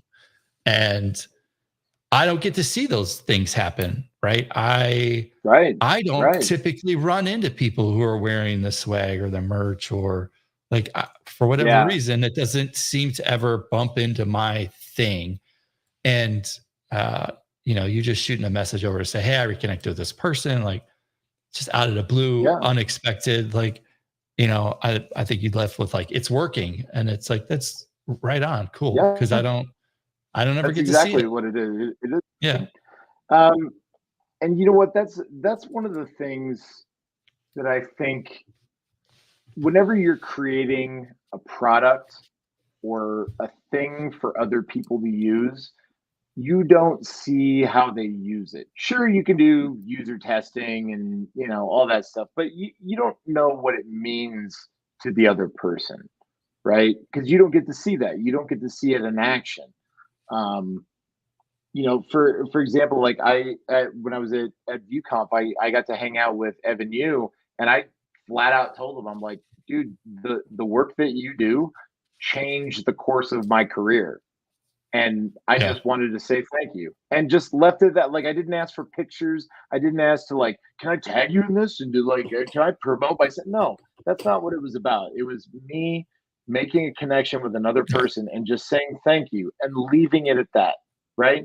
And that's exactly what this was, is that, I ran into this person, and I'm sorry, I forget the name.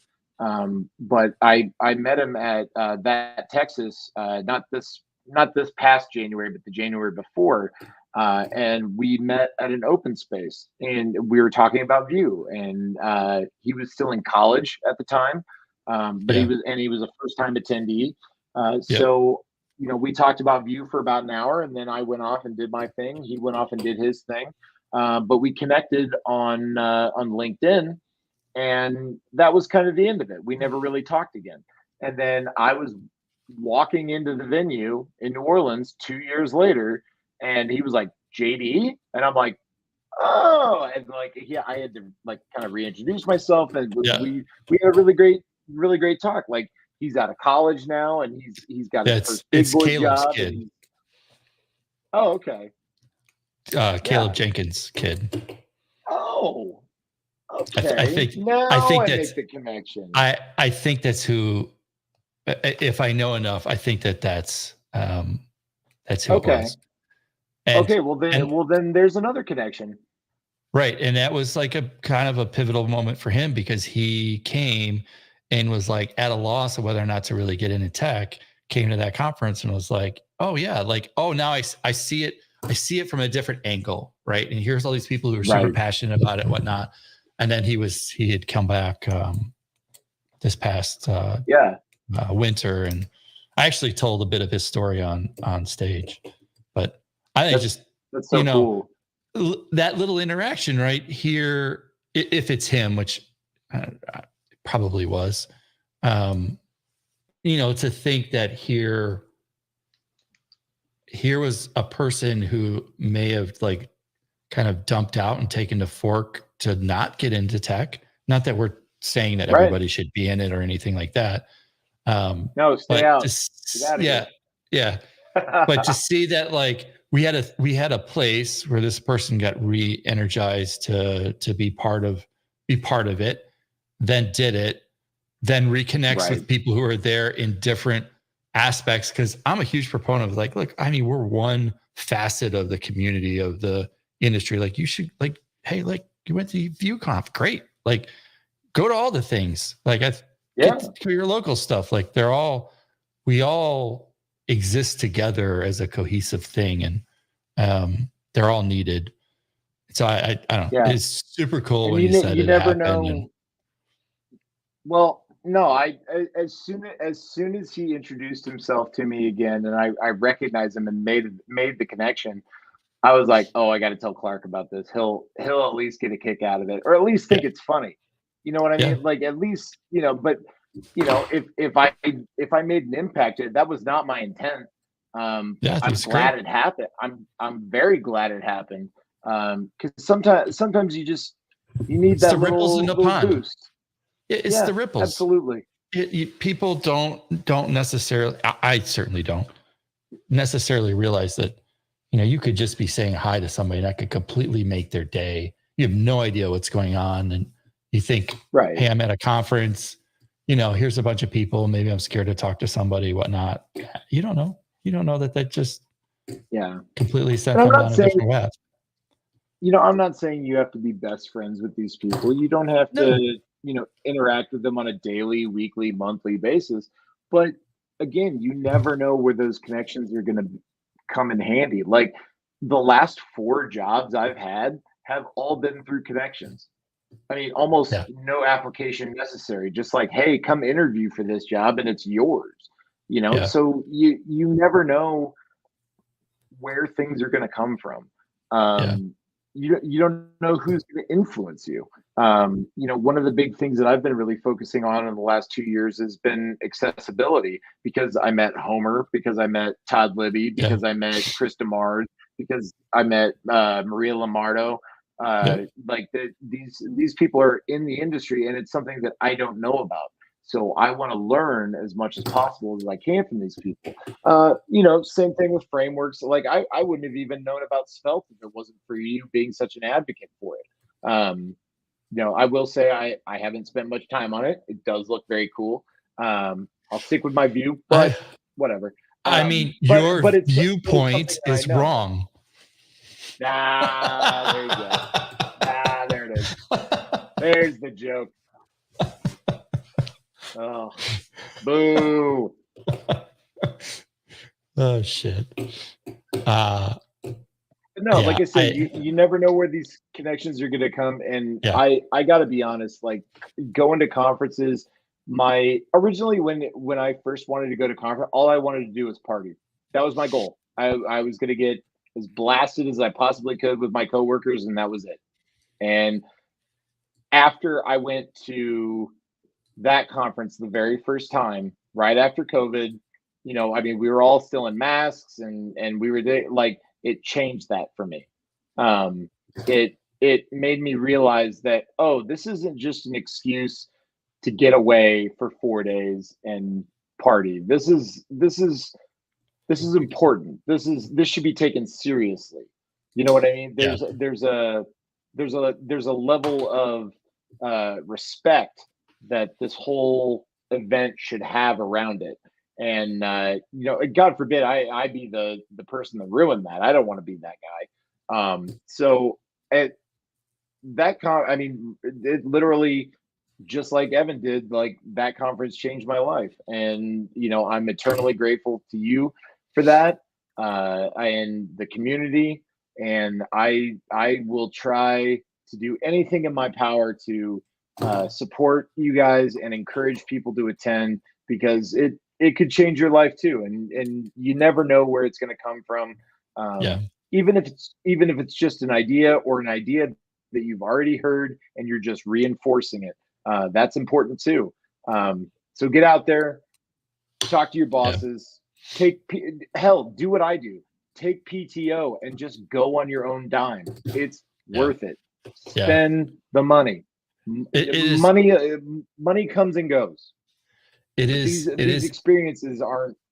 It is very interesting how little tech folks invest in themselves. Agreed. I'm part of a couple. Maybe they'll buy a book. Right. I'm flabbergasted.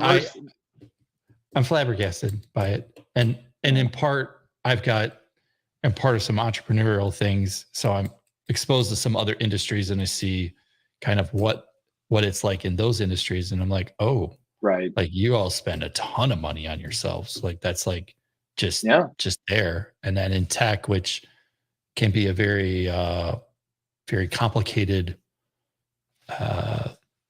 thing, people want it for free or not. And I'm not saying that everybody does it, it's disproportionate to like invest in yourself, pay for the tools that you want if you want to see them around. Like it's people's time, right? It's your brothers and sisters' time that they're pouring into making that thing real.